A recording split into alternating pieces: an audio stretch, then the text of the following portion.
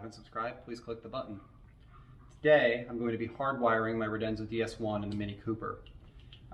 So the parts that we're going to need for this, I got a hardwire kit from Radenso. So this is, I think it's like a $30 add-on for the actual hardwire kit. It's got a button, a mute button with a little light. And then on the other end, there is the USB-C connector that plugs into the side of the radar detector. And then there is a power and ground. Now, one thing that I will say about the Radenso is that radar detector, the DS1 specifically, I'm not familiar with their other models, but the DS1 specifically has the option to automatically turn itself off after it hasn't been driving around for 15 minutes or 30 minutes or whatever you set it to.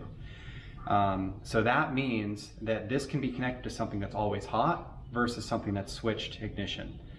So in this case, I'm going to be connecting to a hot wire inside the car, which means it's going to always have power. And when I park the car, it's going to shut off after a couple minutes of non-use. And when I start the car and start moving, it's going to automatically turn itself on. I've tested that with the cigarette lighter in this car. And that's because the Mini Cooper doesn't really have any good spots for me to get a switched power that I know of. But there is a huge fuse box of always hot power. So I'll start off in the passenger's footwell of the Mini. We're going to take this cover off here and we're going to get to the fuse box, which is up in the back here. So we can unsnap this, and then this pulls outward. You can see on the back side that there are snaps, push-in snaps. This one's broken on my car from the previous owner, but there's there's 3 of them here, and it just kind of comes out this way.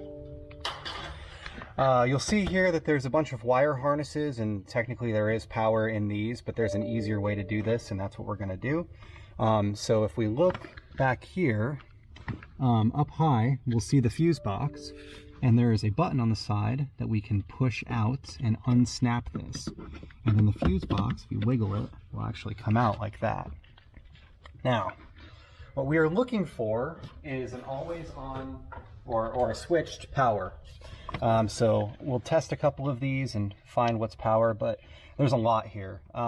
Basically this entire bar, all of these, all the way up are power. Over here, there's one on the edge. Sorry, it's this one here. My bad. Maybe it's down this side. But anyway, there's a whole bunch of power everywhere. So what I'm going to do is I'm going to use one of these spots where a fuse would normally go. So if we look at one of these brass connectors there, and on our harness we have a black and a red, and the thing to notice is that the red has a fuse in it, which means that I don't necessarily need a fuse here. So I took the power spade connector and I just removed the boot and I wrapped it up in tape just to keep the metal collar from being able to contact anything. And what we're going to do here is we're just going to press this into any one of these contacts that has power. So we'll push this in like that, all the way in, and there we are. Now we can take this and we can put the fuse box back up where it belongs. There we go. Snap it into place, just like that. Now we kind of want to guide this cable and figure out where it's going to end up. So we can see that there's a cable that's already up here that runs over to that fuse box that we just plugged this into. So what I'm going to do is I'm going to take a zip tie and I'm going to actually tie it to this this loom that's right here. So we'll go over here.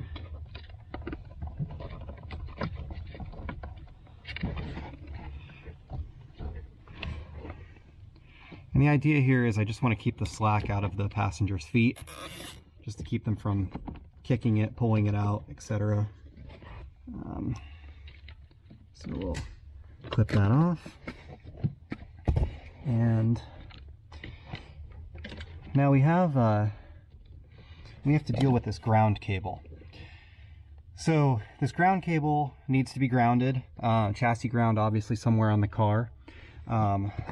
If we look around near our fuse box, we'll see that there is a ground here from the factory, It's a little big for this eyelet, so we've got a couple options here.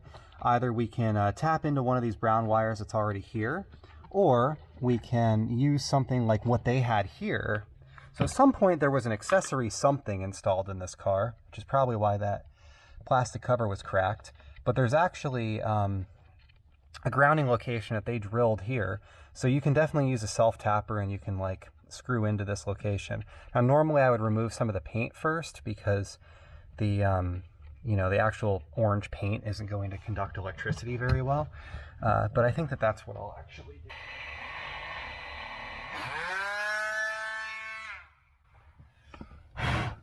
All right, basically we just want to clean off some of the paint there. So what we're going to do is we're going to take this and we're going to use this self-tapping Phillips screw. It's like a sheet metal screw with our little zippy drill here, and we will screw that in this location.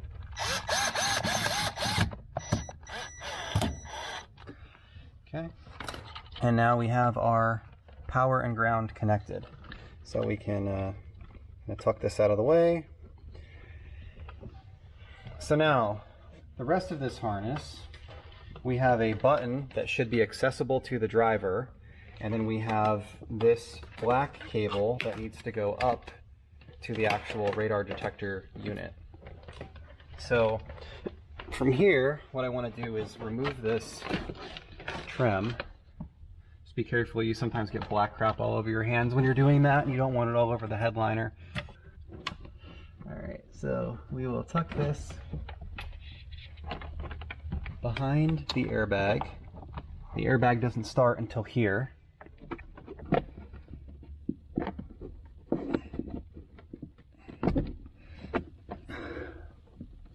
Oh, I had it. There we go. Okay. Look at that, future video watcher. Got it. So, we're going to put this in here, come around here, plug in to our radar detector.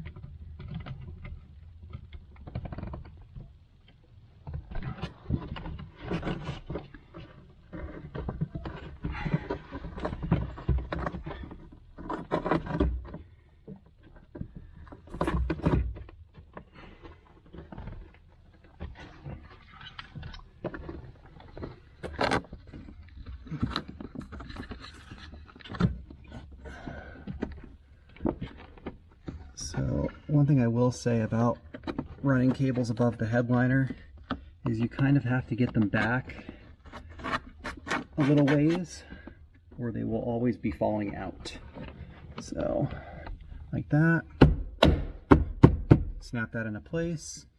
Then up here we can clean this up.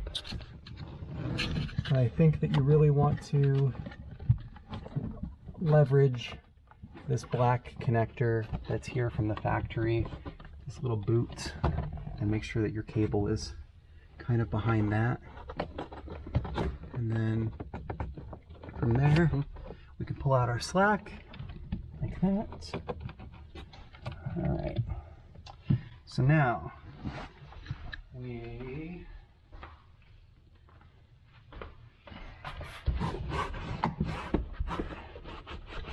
wipe off our fingerprints in our windshield, and then come down here and snap this into place. Kind of work our way down this A-pillar.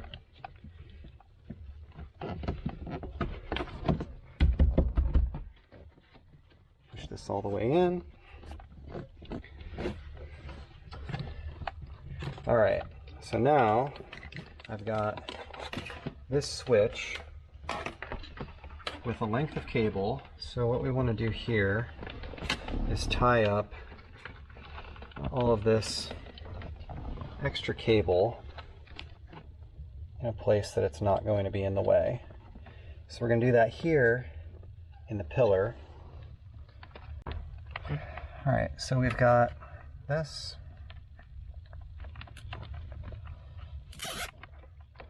zip tie that up. And then here's our harness. So we can take.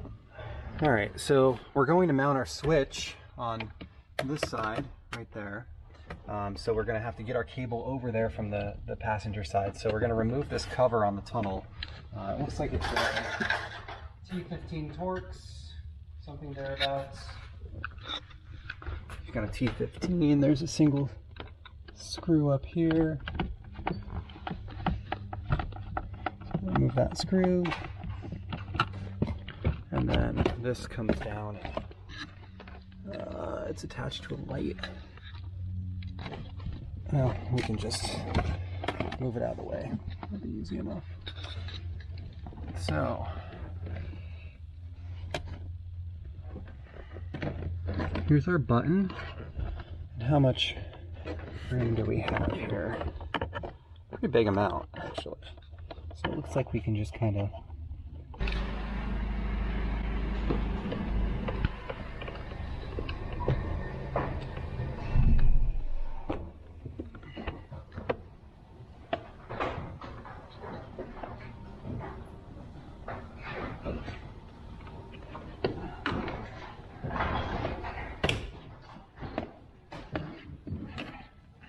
have that unsnapped.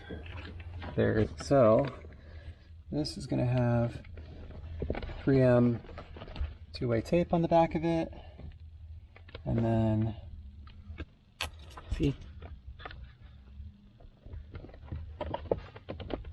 Okay. All right. So we kind of run it. It's not easy to see. Can you grab the light? All right, so we've got our button, two-way taped to the side of the tunnel, and then it just kind of goes around and down through this slot. It goes right to the other side. We can wipe off all the fingerprints and stuff here. Slides back, snaps in, and then there is a single 15mm screw. Goes in there. It might be a 20. Feels a little loose on the screwdriver, but the 15 takes it off without an issue. So I think it's actually a 20 though. Alright, so now over here, we're going to have to tie this up. So we want to take this up here and get it over the top of the knee airbag. And there is a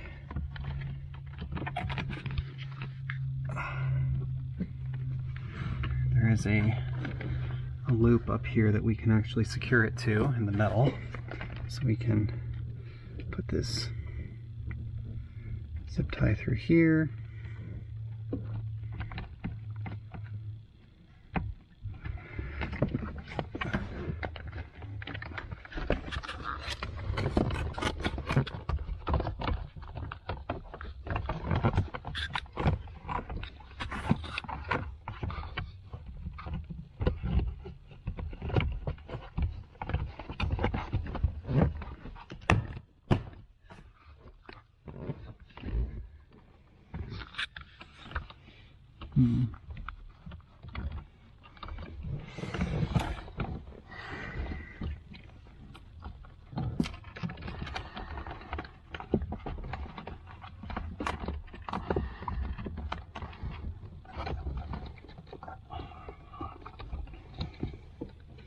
So we can tuck that way up top, and there's actually a harness there that feeds the back side of this airbag that we can kind of zip tie it to keep it up and out of the way. I don't really like this red and black wire not being in some sort of sheath. It would have looked a lot better as a permanent installation if they had just put it in some sort of casing that was also black, the red and black poking out of the end of it. But suppose it is what it is. So it's zip tied up and out of the way. Our ground wire is up and out of the way. Our power is connected. And then we can put our panel back in. We're kind of going to need to pull this back to do that. So just 3 snaps, 1, 2, 3, like that. Snap this rubber gasket back into place, like that. And then this kick panel sill plate goes into place like that. Screw in the screw on our tunnel cover like that. And there we are. So now we have the Radenso installed. And what we should see is when we turn the car on, it automatically comes on. There we go, Radenso DS1. And it's in dark mode, which is why it has that display like that. Menu. And so the key is you want to go into your menu, and you want to go to Unit, GDS time. go down to Auto Power, and choose a time in this location. I'm set to 15 minutes, but what that means is it'll shut off 15 minutes after your car isn't moving. You can set it to 30 minutes off or 15. In my case, I think 15 is good enough. And I also have the screen set to dark mode, which is in display. Idle mode. Smart dark is what I'm using. And that'll basically make it so that the unit, under normal circumstances, looks like that. When I shut the car off after 15 minutes, it will automatically power off. And when I turn the car on, it'll automatically power on when the car comes on, when it notices a voltage change. So that's it. Thank you for watching. Have a great day.